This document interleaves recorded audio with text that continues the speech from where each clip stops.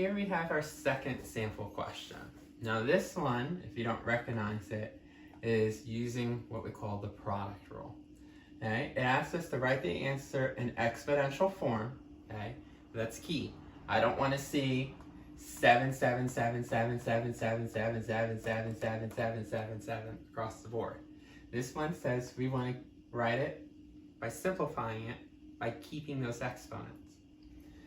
And we're going to be using the given base. That's the key. When it says using the given base, I do not want you to change the base. That's a clue. I always get someone who's working with numbers will say, okay, they realize this part. They say this 9 applies to the 7, so that's one base.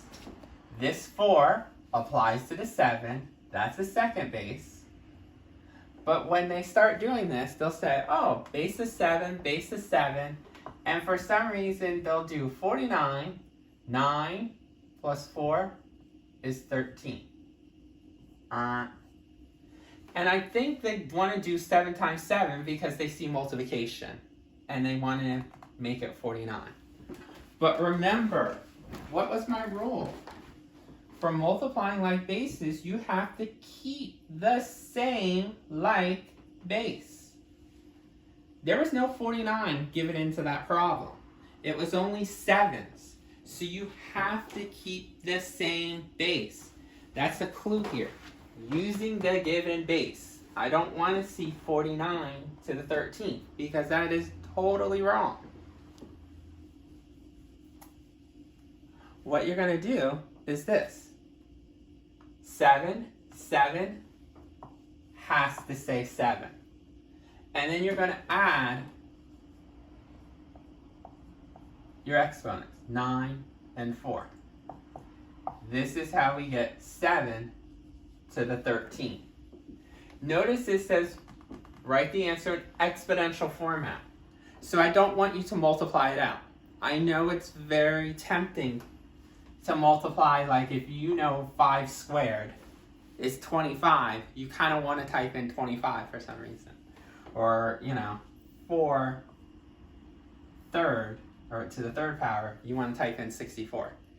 Keep it in exponential format. So keep it as 17 to the third, or not 17, 7 to the 13th power. Don't do 7 times 7 times 7 times 7 in your calculator to get this large number. Leave it like that. Right? Again, to recap for this problem, 7, 7, stays 7. Don't make it 49. I know that when people see letters, it's much easier.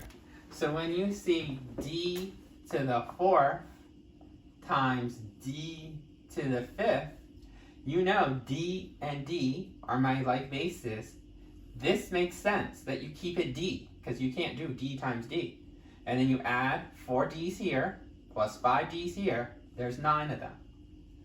For some reason, when we get to actual numbers,